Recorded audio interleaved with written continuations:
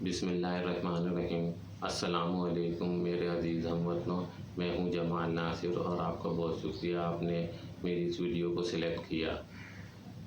میں امید کرتا ہوں کہ آپ ایک باشعور شہری ہیں اور اس ویڈیو میں عقل کی باتیں ہم کریں گے، مذاق نہیں ہے، اور انسان کو عقل کی بات ہی سمجھنی اور سننی چاہیے کیونکہ اس کی ضرورت ہے زندگی کی۔ تو ہم ہیلتھ کارڈ کے اوپر بات کرتے ہیں۔ ہیلتھ کارڈ کو ہم دیکھتے ہیں کہ کیا یہ ریاست مدینہ کے مطابق ہے یا نہیں ہے، اور ریاست مدینہ میں آپ اسلام میں جانتے ہیں حضرت عمر رضی اللہ تعالیٰ عنہ کو کہ ان کا اسلام میں کتنا اہم کردار ہے اور ان کی ہوئی بات کا کتنی اہمیت دی جاتی ہے۔ اس کی مثال ایسے ہی ہے کہ حضرت عمر رضی اللہ تعالیٰ علماء حضرات جو ہیں وہ حجر اسود کے بوسہ دینے کے، مسلمان کے ایک پتھر کو بوسہ دیتے ہیں، اس کے جواب میں کہتے ہیں کہ حضرت عمر رضی اللہ تعالیٰ عنہ نے کہا کہ یہ ایک پتھر ہے جو نہ مجھے نفع دے سکتا ہے نہ نقصان، لیکن میں بوسہ دیتا ہوں تو حضور صلی اللہ علیہ وآلہ وسلم نے دیا تھا۔ تو یہ ان کی جواب کو پوری مسلم امہ کوڈ کرتی ہے پتھر کے بوسہ دینے کی اہمیت سے کہ اس کا کیا مقصد ہے، بس تو تسلی ہو جاتی ہے انسان کی۔ اسی طرح سے اب ہم ریاست مدینہ میں اگر ہم کاموں کو دیکھیں تو حضرت عمر رضی اللہ تعالیٰ عنہ کا ایک واقعہ ہے کہ ان کی پوتی بیمار ہے، بیٹے کی بیٹی، تو وہ پوچھتے ہیں اپنے بیٹے سے کہ بھئی یہ اس کی ایسی حالت کیسے ہو رہی ہے؟ تو ان کا بیٹا اپنے والد سے کہتا ہے کہ اس کو وظیفہ جو آپ سے ملتا ہے بیت المال سے، کیونکہ وہ مدینے والوں کو صرف ملتا تھا، تو وہ بہت کم ہے، اس کی بیماری کا علاج نہیں ہو سکتا اس سے، اس کی تو حضرت عمر رضی اللہ تعالیٰ عنہ کہتے ہیں کہ بھئی تم کس لیے باپ ہو اس کے، تم اپنی محنت سے کماؤ اور اس کا علاج کراؤ۔ تو یہ وہ نقطے کی بات ہے جو ہیلتھ کارڈ کے لیے ہم دیکھ سکتے ہیں کہ حضرت عمر رضی اللہ تعالیٰ عنہ نے اپنی پوتی کے لیے بیت المال سے کوئی ہیلتھ کا وظیفہ نہیں دیا۔ تو ہم یہ دیکھیں کہ حکومت ریاست مدینہ کا نعرہ لگا رہی تھی جب، تو ہیلتھ کارڈ کس بنیاد پہ دے رہی تھی، جبکہ ریاست مدینہ کا ذکر ہو رہا ہے۔ ریاست مدینہ میں جو چیز ہوتی ہے وہی ہونی چاہیے، جو نہیں ہوتی وہ نہیں ہونی چاہیے۔ اب ریاست مدینہ میں ہیلتھ کارڈ تو کی گنجائش تو آپ حضرت عمر رضی اللہ تعالیٰ عنہ کے اس جواب سے ختم ہو جاتی ہے، کیونکہ وہ آپ کو پتہ ہی ہے، ابھی میں نے بتایا کہ کتنی اہمیت ہے حضرت عمر رضی اللہ تعالیٰ عنہ کے فیصلوں کی، ان کی ہوئی باتوں کی۔ اب حکومت جو ہیلتھ کارڈ دے رہی ہے تو دیکھا جائے تو ہم عوام بطور سمجھتے ہیں کہ مفت میں ہمارا کام ہو رہا ہے۔ مفت میں کچھ نہیں ہوتا، انسان کا کچھ نہ کچھ نقصان ہو رہا ہوتا ہے۔ اصل کسی بھی معاملے کو سمجھنے کے لیے اس کے بیک گراؤنڈ کو سمجھنا پڑتا ہے، اصل مقصد کو سمجھنا پڑتا ہے کہ یہ ہمیں کوئی چیز آ رہی ہے تو کیسے آ رہی ہے۔ اگر آپ کے پاس گھاگ بھی آتا ہے تو اس کی کوئی وجہ ہوتی ہے، ایسے ہی کوئی نہیں آتا آپ کے پاس، یا آپ کسی کے پاس چلے جاتے ہیں کچھ خرچ کرنے تو اس کی بھی کوئی وجہ ہوتی ہے۔ وجہ کو نہیں دیکھیں گے تو بات کو نہیں سمجھ پاتے ہم کہ آنے اور جانے والے کی کیا بات ہے۔ تو اسی طرح سے جب ہیلتھ کارڈ کی ہم بات کریں گے تو ہمیں مفت میں 10 لاکھ روپے کا ہمیں وظیفہ ملتا ہے ایک طرح سے کہ ہم مفت میں علاج کرا سکتے ہیں اپنا۔ ایسا کیسے؟ اصل میں حکومت کے قول و فعل میں تضاد ہوتا ہے، کچھ باتیں ایسی ہوتی ہیں حکومت کی پالیسی کی ہوتی ہیں کہ کچھ کر کے دکھائیں گے تو کچھ پیچھے سے دوسرا کام کریں گے۔ اصل مقصد ہوتا ہے کہ اسپتال کو ختم کرنا سرکاری حیثیت سے، اس کو نجی شعبے میں دینا۔ اب نجی شعبے میں جب اسپتالوں میں آپ اپنا ہیلتھ کارڈ لے کے گئے تو آپ یہ دیکھیں انہوں نے کس طرح سے لوگوں کو کاٹا ہے ہیلتھ کارڈ پہ، کہتے ہیں کون سے باپ کا پیسہ ہے، اور بلا وجہ کے چیک اپ ہوئے ہیں لوگوں کے، بلا وجہ کا انہوں نے خرچہ بنا کے انہوں نے اپنے نوٹ چھاپے ہیں، ایک طرح سے کہیں اپنا بیلنس بڑھایا۔ میں سرکاری اسپتال میں علاج کرانے کا انسان کو کیا فائدہ ہے کہ میں اپنی ایک والدہ کو اسپتال لے کے گیا تھا تو وہاں پہ مریض اور بیٹھے تھے، الگ الگ ڈاکٹروں کے کمرے تھے، تو ایک کمرے میں خاتون ہوتی ہیں، وہ ہفتے میں 2 دن آتی ہیں، تو وہ زچہ بچہ کے علاج کرتی ہیں۔ جو ایک خاتون امید سے تھی وہ ان کے پاس گئیں، اندر شوہر ان کے باہر بیٹھے ہوئے تھے، وہ 2 منٹ میں واپس آ گئیں۔ تو وہ ان سے ان کے شوہر نے پوچھا بھئی کیا بتایا؟ کچھ نہیں، بلڈ پریشر چیک کیا ہے، تھوڑی دھڑکن چیک کری ہے، کہیں گے سب صحیح ہے، اور وہی جو آپ کو طریقہ بتایا احتیاط کا وہ اختیار کریں، اور وہ جو دوائیں ہیں وہ دوا آپ لیتی رہیں، بس وہی ہے۔ 1500 روپے ان کی فیس ہو گئی۔ اب پرائیویٹ کلینک میں آپ جاتے ہیں تو وہ ڈاکٹر کی فیس انسان کو مارتی ہے۔ گولی تو وہی پیناڈول ہوتی ہے، وہ اور بلکہ پیکٹ میں سے نکالتا ہے، اپنی تھیلی میں ڈالتا ہے اس کو، اور تھیلی خراب ہو یا صحیح ہو کچھ بھی ہو، وہ پیکٹ میں سے نکلنے کے بعد آپ کے علاج کے لیے آتی ہے 3 گولیاں کھا لینا، یہ دوا بھی ہے، دوسری 2-4 گولیاں بھی دے دیتا ہے ساتھ میں۔ 1 گولی ہوتی ہے کام کی، اور زیادہ اس کی حیثیت سے زیادہ ہو، کہتا ہے مجھے بچ کچھ نہیں رہا، تو وہ میڈیکل اسٹور کی دوا لکھ دیتا ہے کہ یہ باہر سے لے لینا۔ تو اصل تو فیس انسان کو ڈاکٹر کی ہوتی ہے، اب سرکاری اسپتال میں فیس انسان اگر بچ رہی ہے تو دوا آسان ہو جاتی ہے انسان کو کرنی، کیونکہ وہ ایک دفعہ دکھاتا ہے اور پھر اسپتال بار بار بھی نہیں جاتا، کیونکہ فاصلہ اس کو مہنگا پڑ رہا ہوتا ہے سفر۔ بہرحال تو یہ اسپتال کا ان کا مقصد تھا کہ یہ اسپتال پرائیویٹ ہوں گے، لوگوں سے رہیں گے، لوگ تو لالچ میں کر لیں گے، کیونکہ حکومت بدل جاتی ہے تو منصوبے بدل جاتے ہیں۔ اب جو چیز ہاتھ سے چلی گئی وہ واپس تو نہیں آتی، لیکن لوگ ان کا کام ہو گیا، جس نے اس منصوبے کو کرا، اس طرح سے ہیلتھ کارڈ دیا۔ ہیلتھ کارڈ دینا اب ہم ریاست مدینہ کے حساب سے دیکھیں تو صحیح نہیں ہے، کیونکہ حضرت عمر رضی اللہ تعالیٰ عنہ نے جب اپنی پوتی کو وظیفہ نہیں دیا ہیلتھ کا تو کیسے صحیح ہو سکتا ہے؟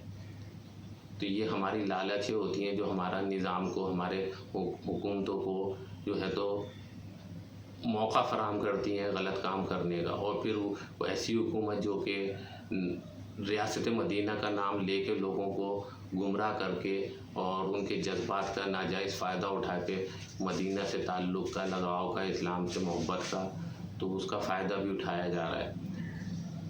یہ آپ سمجھیں اس بات کو کہ اب ہمارے لیے کتنا صحیح ہے، کتنا صحیح نہیں ہے۔ ہم کچھ لے رہے ہیں تو کچھ گنوا رہے ہیں، مفت میں کچھ نہیں ہو رہا، یہ سمجھے آپ اس بات کو۔ تو یہ ایک نکتہ تھا جو میں نے بیان کیا۔ اس سے پہلے بھی میں پیپلز پارٹی کی حکومت تھی تو ان کا انکم سپورٹ پروگرام تھا، جس کو میں غلط کہتا رہا کہ یہ طریقہ نہیں۔ اصل میں جو حکومتی ذمہ داری ہوتی ہے وہ بنیادی طور پہ سب سے پہلے انصاف ہوتی ہے۔ انصاف تو کہیں بھی نہیں آیا، خود بے ایمان لوگ کیسے انصاف کر سکتے ہیں؟ یہ سوچنے سمجھنے کی بات ہے، اور ہم لوگ سمجھ میں نہیں آتا کہ ہم مہنگائی کا کہتے ہیں، لیکن مہنگائی ہمیں جو جلسوں میں جاتے ہیں ان کے جو حال حلیہ ہوتا ہے اس سے تو مہنگائی کہیں بھی نہیں لگتی ہے۔ کیسے پتہ چلے گا کہ وہ مہنگائی کی وجہ سے جلسے میں جاتے ہیں؟ وہ تو ٹائم پاس کرنے جاتے ہیں، لوگ تفریح کرنے جاتے ہیں، اور یہ سوچ کے جاتے ہیں کہ چلو ہم بھی ٹی وی میں آ جائیں گے، کہ ہم اپنا حلیہ ایسا بنائیں گے، منہ پہ اسٹیکر چپکائیں گے تو ہم نظر آئیں گے۔ تو اب آپ یہ سوچیں کہ ایسے لوگوں سے آپ کو بچنا ہے۔ میرے کو 20 سال ہو گئے ملک کی خدمت کرتے ہوئے، میں چیلنج کے ساتھ بات کرتا ہوں کہ کوئی مائی کا لال ہے تو ثابت کرے، کوئی مجھے جھوٹا ثابت کرے۔ کوئی چینل والے، جتنے میڈیا والے ہیں وہ سارے جانتے ہیں۔ تو اس وجہ سے اب آپ لوگوں سے گزارش ہے کہ میں نے بھی اپنی ایک تحریک کا سلسلہ شروع کیا ہے، تحریک ہدایت کے نام سے، تو آپ اس کا حصہ بنیں گے تو ہم کچھ کر سکیں گے صحیح۔ اس طرح سے دھوکے بازی کی سیاست سے بچنے کی کوشش کرنی چاہیے، کیونکہ اس کے بغیر ملک ترقی نہیں کر سکتا۔ ان کو تو یہ بھی نہیں پتہ کہ یہ کتنے کام جانتے ہیں۔ ایک کھلاڑی ہے، ایک صنعت کار ہے، ایک بیوی مر گئی ہے اس کو چھوڑ کے، سب کچھ اس کے لیے، تو یہ مسائل کے حل ہے، کیا صلاحیتیں ہیں ان کے اندر۔ میں انجینئر ہوں، الیکٹرانکس میں جانتا ہوں، कंप्यूटर मैं जानता हूँ, मैकेनिकल मैं जानता हूँ, सियासत को मैं समझता हूँ, दीन को मैं समझता हूँ, कोई एक शोबा नहीं है जो मैं नहीं समझता। अल्लाह के शुक्र से अपनी ज़िंदगी को जो है तो वो दीन के मुताबिक चलाने की कोशिश करता हूँ। अल्लाह के फजल से हर महीने मेरा कुरान ख़त्म होता है। तो आप कैसे आप उम्मीद रख सकते हैं कि मसाइल मैं सही हल कर सकता हूँ? वो 20 साल से मैं करता चला आ रहा हूँ। श्रीलंका की मिसाल आपके सामने है, श्रीलंकन शहरी की, कैसे हमारे साथ हरकत हुई, उसकी हलाकत की। ये तो गैर जिम्मेदारी में लगे थे। आप जब कहीं जाते हैं, कोई वाक़या आपके साथ हो जाए, आप थाने जाते हैं या किसी दफ्तर जाते हैं सरकारी, तो आप क्या ढूंढते हैं? सोर्स ढूंढते हैं। यार मैं अकेले जाऊंगा, या कोई सोर्स हो, कोई जानने वाला मिल जाए। तो आप एक आम आदमी अपने लिए, और वो दूसरों को देखता है कि यार उसकी तो बड़ी सोर्स है, उससे कैसे निपटा जाएगा।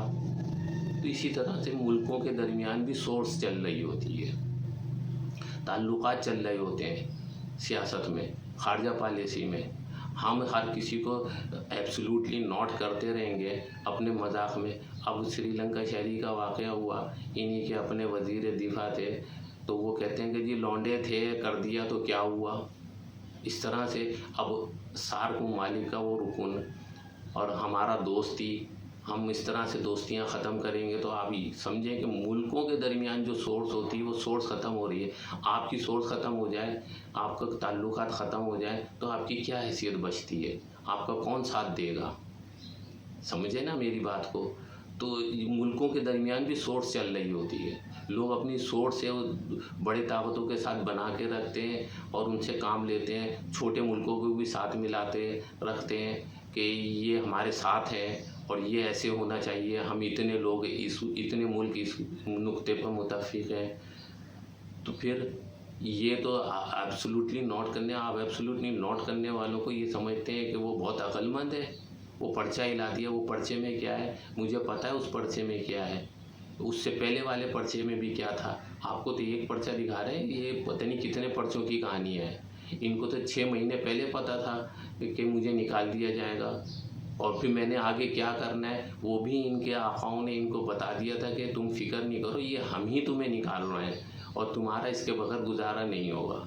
अभी आप ये देखें कि पंजाब के इलेक्शन हुए हैं, इलेक्शन के पीछे IMF है कि ये इलेक्शन कराओ, नतीजा भी कबूल करो, सब कुछ करो, और पीछे एक दूसरी कहानी भी चल रही है कि एक पावर की थी, एक छोटी सी कुव्वत थी काफ लीग के नाम से, उसको कैसे चूरा करना है, कैसे ख़त्म करना है।